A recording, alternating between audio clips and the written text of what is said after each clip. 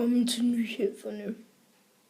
Klokken er 9, så lad os bare komme i gang. Nyhederne bliver sponsoreret af Kims. Ja, kom i gang med fodbold. Det er altså sådan, at FCK de spiller i morgen. Og den skal jeg som kommentere. Og det bliver rigtig fedt at kommentere den kamp. Så ja. Men ja, altså der er jo alt for mange skader i FCK. Ja, lad mig lige kigge ned på papiret.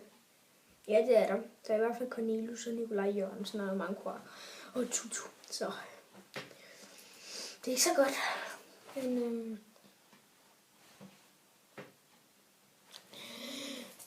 hej. Lad os komme videre til noget andet. Nu er der altså mange, der bruger sådan en her professorterning. Vil I lige hjælpe mig med at løse den? Kan I det? En lille nisse. Nej, det kunne I ikke. I gider ikke prøve. Men der er altså mange, den er blevet berømt i Danmark, synes jeg selv. Der er mange, der går med dem i lommen, eller løser dem, eller der er mange, der kan.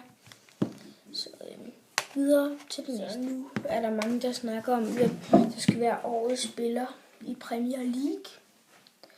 Jeg synes altså, at det skal være Eden Hazard, eller Rooney, eller Alexis Sanchez. Men det kan I stemme om på papiret, hvis I har et papir lige ved siden af jer. Så vi ses. Peace.